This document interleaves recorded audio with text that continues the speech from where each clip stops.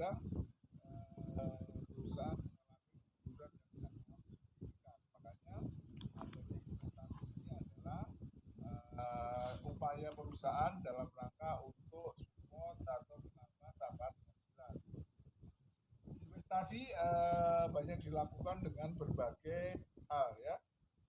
Ada beberapa perusahaan yang investasinya adalah dengan melakukan kerjasama dengan perusahaan lain. Investasi harapannya nanti untung akan mendapatkan dividen. Ini adalah salah satu sertifikatnya. Tapi ada yang hanya investasi per proyek, untung langsung bagi hasil. Ya. Ada yang investasi sendiri, misalnya investasi berupa tanah yang sering dilakukan banyak perusahaan ya. Tujuannya nanti pengembangan tanah adalah pengembangan yang pasti ya, yang pasti dan naiknya pasti sehingga untungnya pun juga pasti. Cuma yang jadi masalah kenapa kok banyak orang-orang nggak semua perusahaan tahu kalau kondisinya keuntungan mereka nggak invest di tanah gitu ya. Salah satu kelemahan investasi tanah adalah saat kita membutuhkan dana itu memerlukan waktu dalam rangka untuk menjual. Bahkan kalau di Indonesia juga liku-liku lika-likunya ya berkaitan dengan surat berharga karena banyak oknum karena saking banyak yang banyak oknum yang suka main calo atau mungkin di pemerintahan yang mereka memberikan biaya yang tinggi. Makanya investasi di tanah memang menggiurkan tapi juga perlu hati-hati karena banyak perusahaan termasuk perusahaan saya salah satu yang kehilangan tanah gara-gara kita tidak cepat membalikramakan ke sertifikat ya dari AJB ke sertifikat. Makanya sewaktu-waktu kita nggak pernah dikonfirmasi sama ukuran DP dan sebagainya. Jadi kita datangin ternyata tanah yang kita punya itu ternyata sudah membeli rumah dan dari konfirmasi yang kita dapatkan ternyata tanah itu seakan-akan sengketa dan sampai ke pengadilan katanya ya, pengadilan dan dimenangkan oleh orang ya kalau di daerah sekitar orang kuat lah gitu ya, sehingga atas nama dia oleh dia akhirnya dijual. Kita nggak bisa apa-apa karena kebetulan dia adalah salah satu orang yang disebut di daerah itu kelihatannya dia memang pekerjaannya yang seperti itu ya, suka mainin para ini apa tanah gitu dan mengakunya lemah. Makanya salah satu hal yang beberapa perusahaan menengah yang memang tahu ilmunya mereka lebih aman investasi dalam saham ya. Kita bisa beli di bursa efek, kita bisa beli di sekuritas dan sebagainya. Sekarang ini kelihatannya dengan adanya teknologi itu lebih dimudahkan lagi. Kalau ada gemar berburu investasi atau gemar kerjanya memang di belakang meja gitu ya. Investasi ini memang mungkin cocok untuk Anda karena investasi ini kita harus pantengin benar-benar di layar monitor pergerakan saham yang ada. Jadi investasi yang berhasil adalah saat harga naik Anda langsung jual, saat harga turun Anda langsung segera beli. Itu salah satu faktornya kalau Anda berhasil dalam ilmu itu berarti keuntungan itu nanti akan bertambah dengan sendirinya tanpa kita sadari. Menurut manajer investasi, investasi saham ya, investasi saham yang berhasil katanya adalah dalam satu hari harus ada transaksi walaupun 2, 3 sampai 4 kali dan dari 2, 3, 4 kali itu walaupun untungnya misalnya cuma 0,5%, 1%, 2% itu yang penting untung artinya duit kita bertambah dan kita nggak usah ingat-ingat karena apa saat kita menang harga lebih tinggi itu uang dari hasil laba itu kita langsung masuk rekening ya. Kita bisa melihat bisa kontrol tapi kita pun juga nanti akan dilaporin oleh manajer investasi sama kita juga karena kalau kita investasi saham kita bisa gabung di perusahaan sekuritas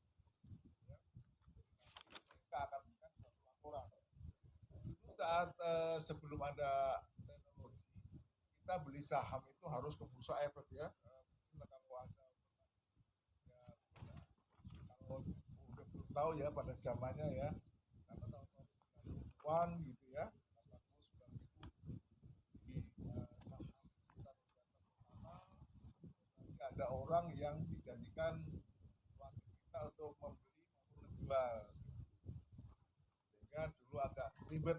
Tapi sekarang kita sebagai investor dengan modal 5 juta kita bisa beli jual beli saham sendiri, penting punya laptop dan jaringan internet, karena nanti software dan sebagainya nanti akan disiapkan oleh ini perusahaan.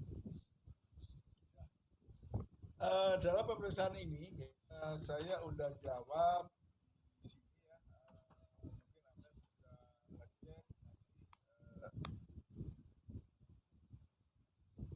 Saya nggak satu-satu, tapi di sini dalam pemeriksaan investasi ini nanti ada 4 KKP yang harus Anda buat. Yang pertama, KKP pertama adalah pemeriksaan investasi secara umum. Jadi PT Nabila ini selama tahun 2003 itu investasi apa yang telah diterapkan.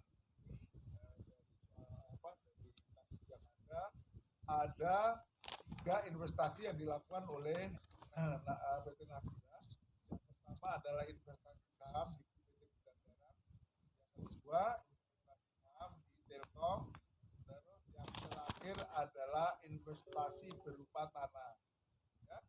Nah, kakak ini silakan dari mana asalnya, silakan di halaman 35 ini semuanya ada. Terus yang kedua, setelah ini udah oke, ya artinya pemeriksaan sudah ada dan Anda bisa menemukan semua angkanya. Berarti apa yang dilaporkan oleh perusahaan berkaitan dengan investasi secara general, kita buktikan bahwa memang ada. Terus kita sudah menelusuri sertifikat sahamnya. Jadi kalau kita periksa itu kita kalau perusahaan mempunyai investasi banyak, kita minimal sertifikat sahamnya yang dibeli. Biasanya sahamnya ada di bank. Nanti kita dikasih izin atau referensi dari perusahaan untuk melakukan tes sampling.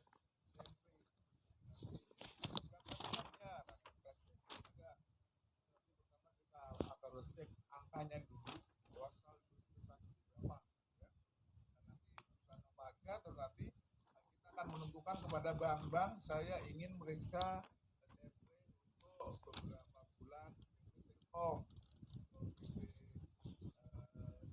ada PT Bidang, atau saya mau sampling tanah gitu ya. Tanahnya ada beberapa, kita akan kalau oke berarti apa yang dilaporkan sudah sesuai ya, kita membuat bahwa telah dilakukan inspeksi sesuai dengan saldo harga pasar per diatur ini dan sudah oke ya di pasaran. Harga pasar Telkom sebesar ini, tarif sewa karena perusahaan menyewakan tanahnya, kita harus lihat perjanjiannya. Bisa melihat sertifikat tanah, juga lihat perjanjian sewa menyewa, karena nanti ini berkaitan dengan hasil investasi tanah. Kalau udah oke, berarti bebas kerja, data sudah clear, dan kita bisa membuktikan bahwa angka yang dilakukan bisa dibuktikan. Seandainya Anda membuat usulan opini berkaitan hasil agar ya, tapi kalau ada masalah ya, misalnya cek tanah, ternyata dari tanah nilainya 106, ternyata hanya misalnya 50 juta aja yang ada buktinya, yang lainnya berbentuk AJB atau masih berbentuk semacam surat perjanjian ya. Nanti Anda kasih catatan, kalau memang Anda merasa ragu, Anda bisa membuat semacam opini wajar dengan kecuali. Kalau udah oke, Anda bisa tanda tangan di sini. Setelah clear, Terus yang kedua,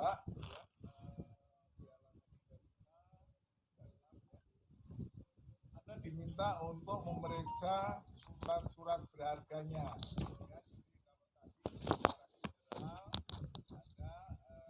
Sudah ada pelanggannya, sekarang kita secara detail. Jadi kita diminta untuk memeriksa apakah benar di sana perusahaan itu mempunyai saham di gudang garam sebesar 600 lembar, misalnya 400 lembar dengan sertifikat misalnya sebesar nanti Anda akan ditunjukin ya, Anda akan ditunjukin listnya, kalau oke nanti Anda kita akan diperlihatkan oleh petugas perbankan ya dengan perusahaan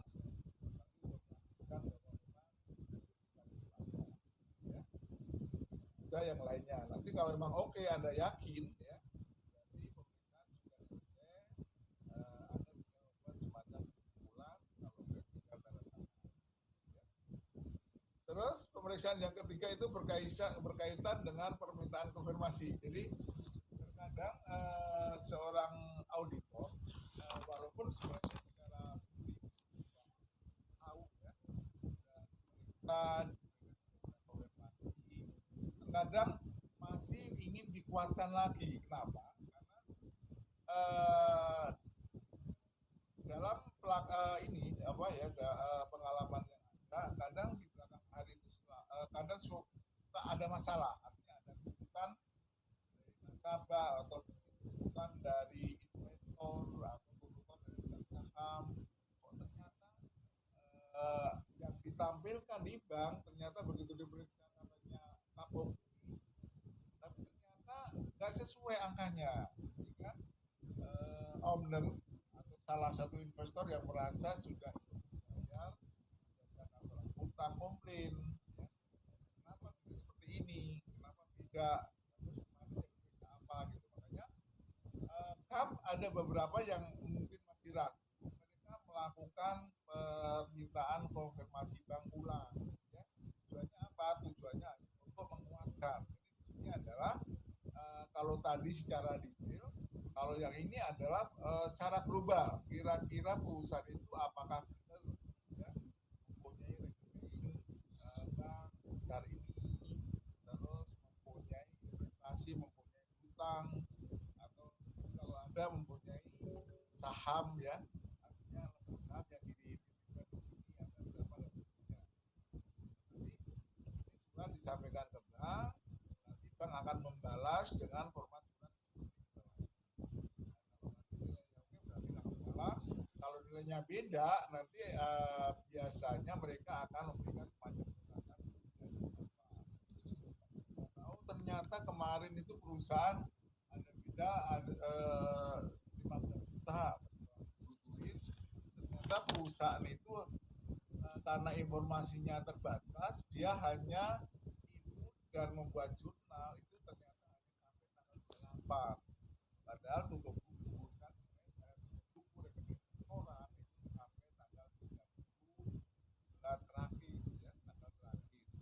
ada 2 tanggal, ternyata 2 tanggal yang terlewat itu ada transaksi ya. Biasanya nanti akan dicek ulang apakah benar perusahaan atau perusahaan ternyata inputnya terlambat.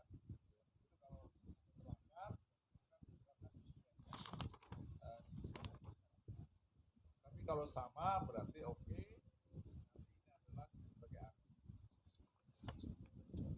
Terus konfirmasi selanjutnya yang terakhir E4 adalah berkaitan investasi tanah ya. Jadi ini investasi ini karena perusahaan ini kan tanahnya disewakan ya kepada asuransi. Jadi meyakinkan apakah benar ya, walaupun sebenarnya dalam pemeriksaan tapi mereka ingin diyakinkan lagi jawaban langsung dari asuransi itu apakah memang untuk moda asuransi dan nanti dari tarif dan sebagainya itu apakah sudah sesuai ya. Ini hanya untuk meyakinkan kalau memang jawabannya setuju berarti masalahnya berkaitan dengan investasi jangka panjang. Jadi ada diminta untuk mengerjakan sampai 4 tempat kerja ya. Yang pertama pemeriksaan investasi secara keseluruhan. Yang kedua ada diminta untuk memeriksa surat-surat berharga ya yang ada di bank biasanya ya di kustodian namanya. Nanti Anda akan dikasih wewenang untuk di sana tentunya dengan perusahaan dan tugas bank. Jadi Anda akan melakukan nanti Anda ketika langsung cross ketika Anda berpartisipasi tapi nanti Anda langsung terus sendiri di hadapan mereka ya karena nanti kalau sudah selesai harus serahkan kepada perusahaan dan kepada petugas bank sehingga apa yang kita periksa benar-benar sudah mereka ya. Ini adalah berkaitan dengan informasi yang hubungan dengan rekening bank yang ada di sana ya ini hampir mirip dengan konfirmasi bank maaf koordinasi dan bank ya. Jadi cuma ini khusus berkaitan dengan rekening-rekening tertentu ya berkaitan dengan investasi. Jadi misalnya kita kan kalau beli jual beli saham kita kan harus membuat rekening khusus ya dan tidak boleh dicampur dengan rekening operasional. Nah rekening khusus itu mereka dipantau dan dimanage oleh petugas likuiditas ya sehingga tidak bisa ditata apa-apa. Yang ada adalah hanya saldo berputar gitu. Saat kita memeriksa ya di samping kita periksa rekening orang lainnya biasanya ini kita juga ikut konfirmasi ini satu paket ya dengan perbankan cuma konfirmasi bank ini nanti akan dimasukkan ke dalam kelompok investasi karena ini berkaitan dengan investasi. Yang terakhir tadi adalah berkaitan dengan konfirmasi investasi. Karena apa? Karena ternyata PT Nabila itu punya tanah tapi disewain lagi ke PT Muda Asuransi. Perjanjian pasti kita sudah tahu dan kita pegang dan kita patuhi ya. Memang fungsi dari konfirmasi ini adalah untuk menunjukkan bahwa memang benar adanya peristiwa menyewa antara PT Muda Asuransi dengan PT Nabila berkaitan tanah yang dimiliki atau yang Oke, dari 4 ini kalau sudah oke berarti pemeriksaan mengenai investasi selesai ya. Dalam praktek biasanya kan kita juga perlu beberapa informasi ya, apalagi sekarang teknologi investasi teknologi informasi yang memang gitu ya. Kita kadang untuk meyakinkan bahwa pemeriksaan ini akurat kita ada tambahan semacam foto gitu ya. Jadi kita biasanya suka menambah informasi itu. Jadi kita dapat secara angka, nanti secara gambar pun kita juga akan lakukan ke dalam kelas kerja. Tujuannya apa? Tujuannya adalah untuk meyakinkan bahwa transaksi ada dan memang secara fakta juga memang ada. Oke, itu berkaitan dengan investasi. Ada yang mau konfirmasi? Pak Rahma? Ya, Mister. Nominalnya itu tadi didapat dari mana ya, Mister? Yang apa itu? Yang saham Gudang Garam, Oh iya. Telkom sama yang tanah itu. Soalnya di informasi iya di lembar di 35 ini di halaman 35 nggak ada, Mister. Halaman 35, 36, 37 sampai 38 sampai 37. Jadi itu semua angkanya di situ. Nanti coba Mbak Rama lihat ada angkanya semua. Oke, Mister. Gudang Garam itu ada di halaman 35. Terus tanah juga ada di halaman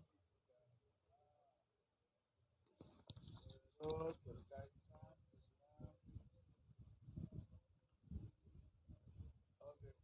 oh ya pendapatan ya.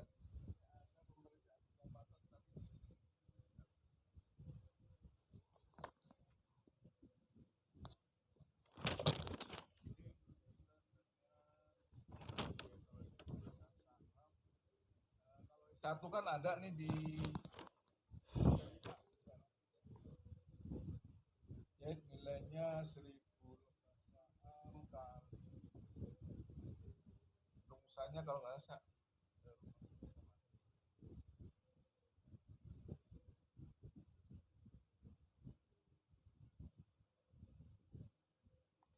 800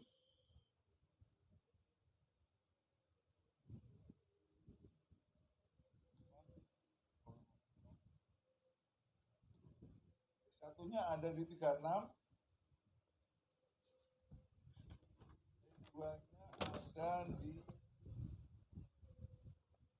36 juga, sedangkan E4 dan E3 dan E4 itu hanya konfirmasi itu ada di 35. Nanti coba dilihat ada di situ semua. Nanti kalau masih bingung silakan catat, nanti kita akan ulas kalau ya. Ada yang lain monggo sebelum masuk aktiva tetap.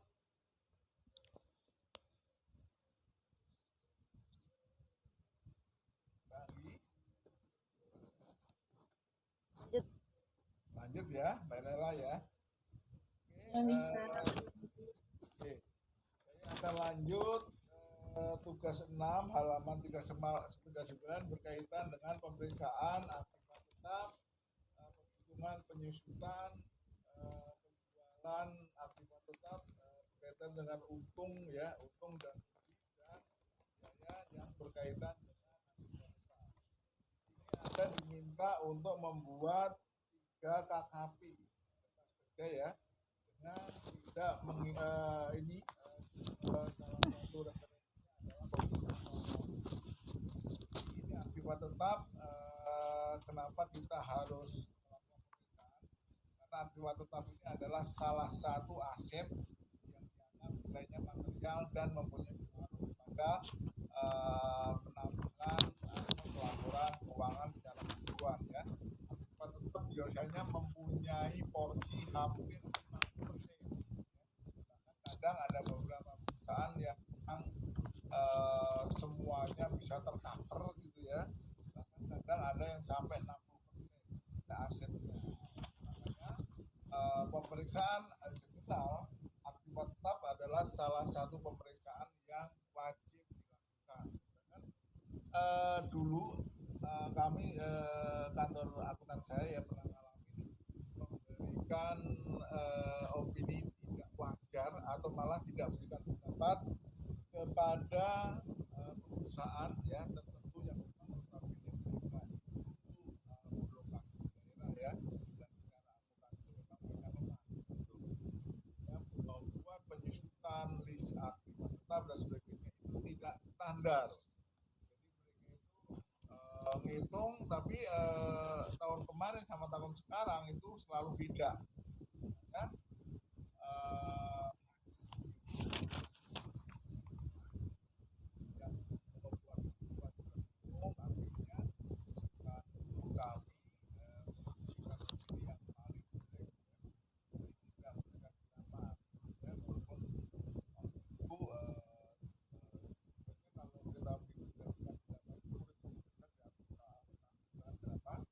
Hari ini kita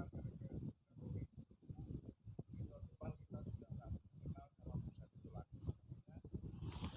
Ini yang terakhir itu beberapa akuntan itu sangat terjadi karena dalam pemeriksaan ini kita diminta untuk melihat dan diminta untuk memeriksa aktiva tetap, jumlah aktiva tetap dan penghitungan penyusutannya. Nah, sebenarnya ini KKP kita itu terlalu simpel ya, karena kalau di saya ya, kalau di praktek pemeriksaan aktiva tetap ini mempunyai ini yang sangat panjang, supporting juga sangat banyak, karena kita harus tahu list aktiva tetapnya, kita harus bisa hitung, kita harus uji apakah mereka itu telah sebenarnya atau enggak dan sebagainya. Kita juga harus asetnya itu benar-benar sesuai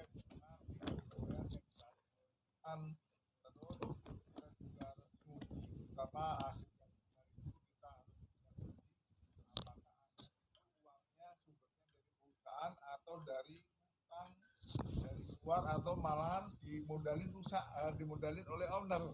Ya. Banyak perusahaan family yang masih ya. Kadang antara asetnya perusahaan dengan aset owner itu nyampur-nyampur ya, hati-hati. Makanya kita harus tahu dulu posisinya itu seperti apa, gitu ya. Kita tahu isinya. Setelah itu nanti kita juga harus menelusurin kira-kira apakah duit yang dipakai itu memang berasal dari rekening bank perusahaan, gitu ya. Atau malah gini yang sering terjadi kalau perusahaan family ya, terutama yang sudah aman, kadang ada beberapa aset yang ternyata di perusahaan itu nggak ada, tapi di listnya itu barangnya itu ada. Sangat sering terjadi ya, kayak mobil, tanah, gitu ya, motor apalagi. Mereka tuh kadang suka beli sebenarnya untuk keluarga, tapi menggunakan duit perusahaan dan diakui oleh perusahaan. Kita inventarisasi ya, kayak di sini adalah menguji daftar antar dan ternyata barangnya nggak ada ya. Hari ini mobilnya nggak ada, motornya nggak ada, besok kita cek lagi ternyata nggak ada juga, besoknya nggak ada, tapi ternyata begitu kita konfirmasi kalau ternyata itu motor dipakai oleh anaknya atau dipakai keluarganya, ternyata motor atau mobil itu tidak pernah digunakan oleh perusahaan. Kita hati-hati karena kita harus memberikan semacam opini ya, bahwa pelanggan hasil ternyata ada perusahaan tapi pemanfaatannya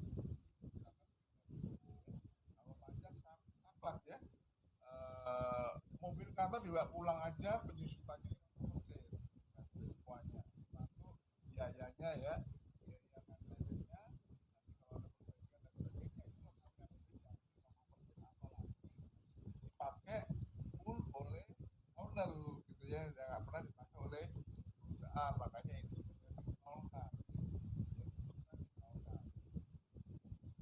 Kita sebagai pemerintah harus uji itu dan hitung penyusutannya. Ini untuk ujinya sih simpel aja ya, terus semua sudah ada di dalam terus kalau itu nanti kita akan buka waktu kita ketemuan di sini. Jadi nanti kalau kita sudah oke, semuanya sudah terkonfirmasi berarti angka ini adalah bisa dibuktikan ya. Nanti Anda bisa melakukan semacam kesimpulan ini adalah hasil dari kesimpulan probabilitas jumlah ya. Kalau ada selisih Anda melakukan kesimpulan koreksi ya. Ada kesalahan hitung tersebut sehingga angka yang kecil beda dengan yang itu, makanya kita usulkan ada penjualan aset kurang 21 juta, ada kerugian dapat tambah 2, terus akumulasinya dinolkan di aset supaya apa? Supaya tidak di aset itu bisa hilang. Kenapa? Karena aset ini sudah dijual rugi. Tapi ternyata asetnya masih muncul di aset, makanya kita harus menolakkan dengan buat aset.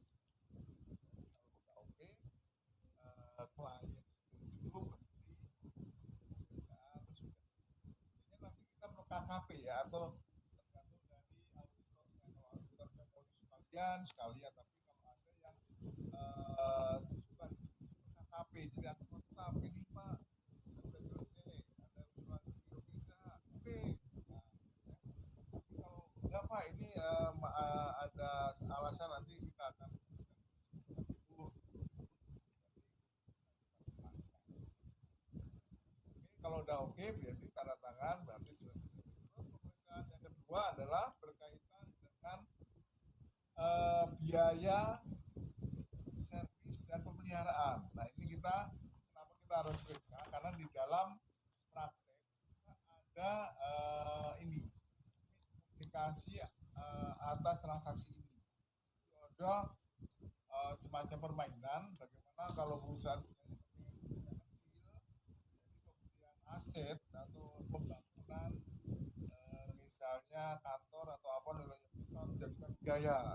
Tujuannya apa? Tujuannya supaya biayanya apa? Pokoknya kecil.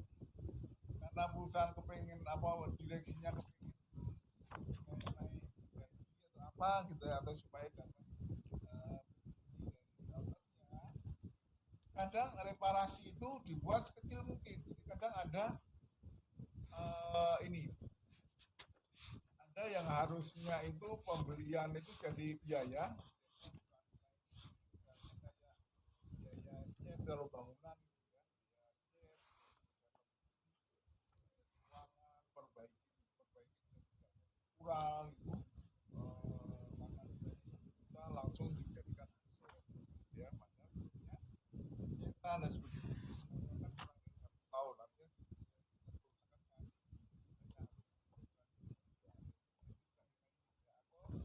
kadang suka kayak di kalkulator memang secara fisik kalkulator bisa diambil sebagai aset ya, tapi kalau pembeliannya itu masih dikit ya, dan nilainya nggak material ya, kalkulator juga bisa karena kalkulator itu kan nanggung ya, karena kalau pemakaiannya maksimal 2 tahun bisa rusak, maka 1 tahun rusak, tapi kalau pemakaiannya hati-hati kadang 8 tahun aja nggak rusak. Biasanya ini juga tergantung kebijakan. Dalam kasus di sini ada reparasi ya, ada perjanjian, ada di halaman 9 ada perjanjian, terus juga ada PT Amanda itu ada kontrak setting dan pemasangan, dan ada voucher lainnya, ada 2 juta, 3, 1, 2 bagian halaman 41 2 F3-nya ada di halaman 41, terus F1-nya ada di halaman 39 dan 40, ada bisa dilihat bersama. Tapi kalau dengan KUP berarti pemeriksaan berkaitan dengan biaya reparasi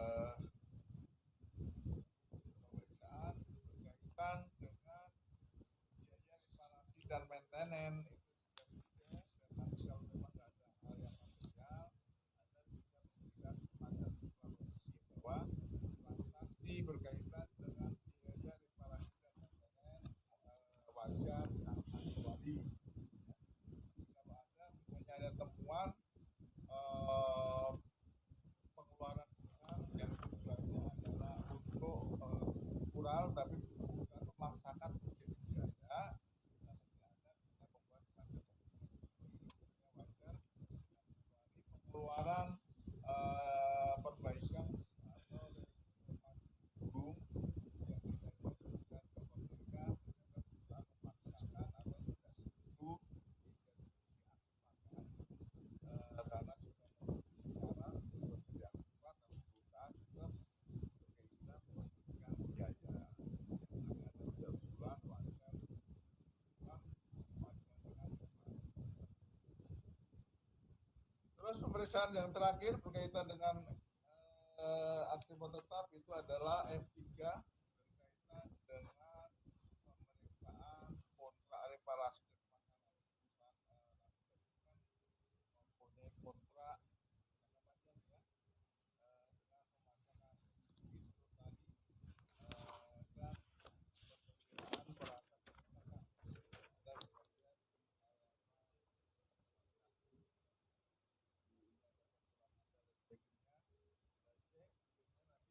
kalau di sana nanti ada perjanjiannya, terus ada semacam karena ini pemasangan, jadi nanti ada format jualnya, ada garansinya ya, kalau di praktek nanti lebih lengkap. Tapi kalau di sini seakan-akan Anda menyaksikan bahwa angka ini memang ada dan transaksinya itu memang ada. Dan nilainya juga oke, yang sudah ada nggak masalah dari yang cocok, Anda biasa memberikan semacam opini dan nanti terakhir ya, dengan adanya ini kertas kerja bisa selesai. Kalau memang ada kontraknya misalnya sampai ya, kan kalau perusahaan itu kan nanti ada berapa auditor ya, misalnya ada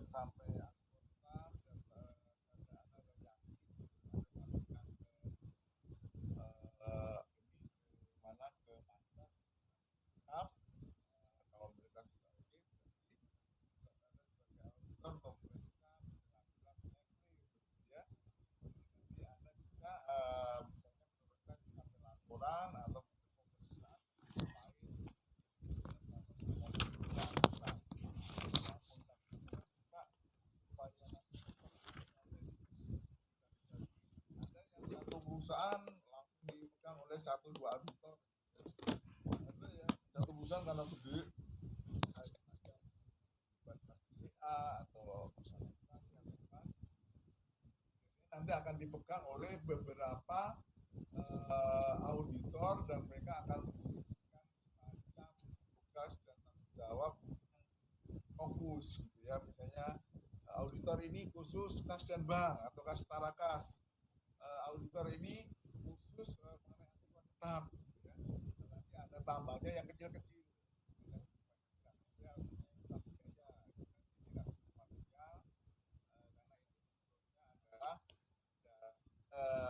biaya yang munculnya di akhir bulan baru dibayar awal bulan.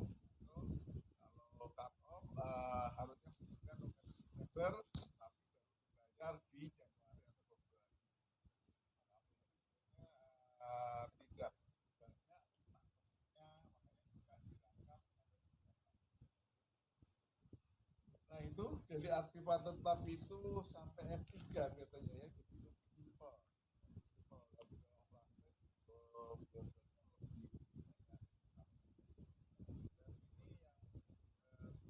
Saya sampaikan untuk dua KKP ini. Jadi saya sudah WA ya, akan ke sana, terus saya masih punya utang kredit sama stok kalau nggak saya utang tolong Anda nanti tata semua, nanti Anda cetak, nanti buat semacam order kertas yang saya pernah berikan memperhatikan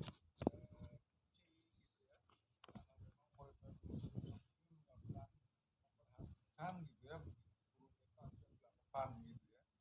Kebetulan kalau yang kan semua sebagian besar tulis tangan, makanya begitu tahu bahwa kertas ini dari OTS juga kayak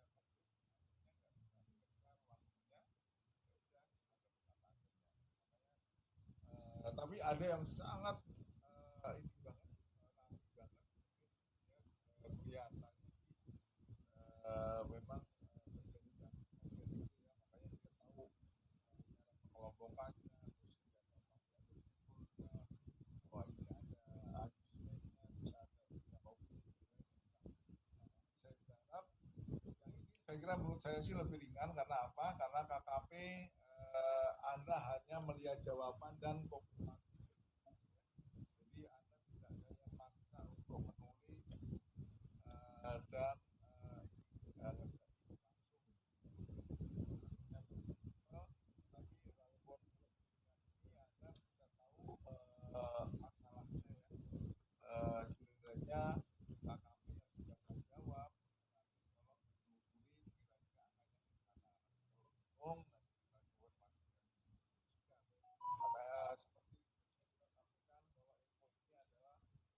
duit, artinya ini adalah beda, ada belajar semacam kayak yang lainnya ya, karena ini Anda bisa praktekkan di praktek atau konsultan atau ini adalah menjadi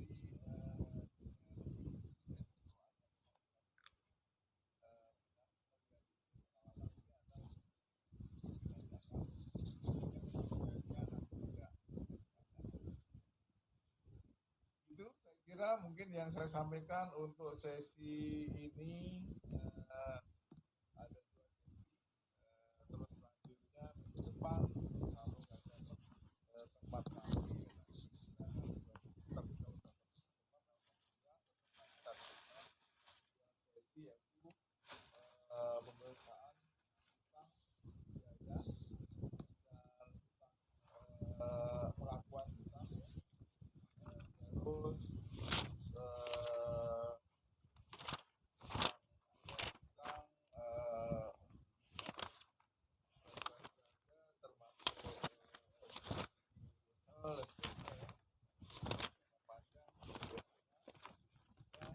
modal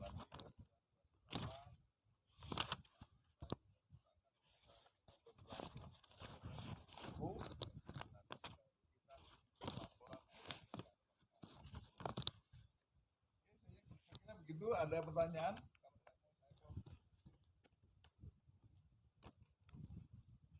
Tiara?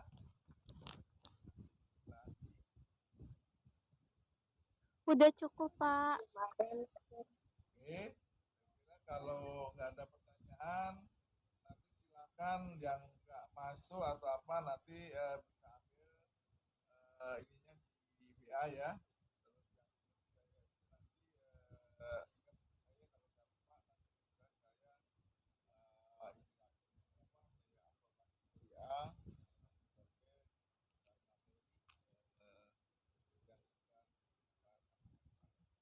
Kalau nggak ada masalah saya pamit ya.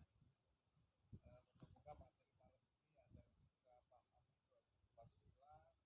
Silakan hasilnya Anda cek dengan modul yang ada. Kalau ada pertanyaan silakan catat, nanti kita akan bahas di sesi kalau kita oke. Itu malam ini saya tutup. Silakan Anda bisa live. Terima kasih, Mister. Wassalamualaikum warahmatullahi wabarakatuh. Waalaikumsalam warahmatullahi wabarakatuh. Terima kasih, Mister. Ya, Terima kasih, Mister.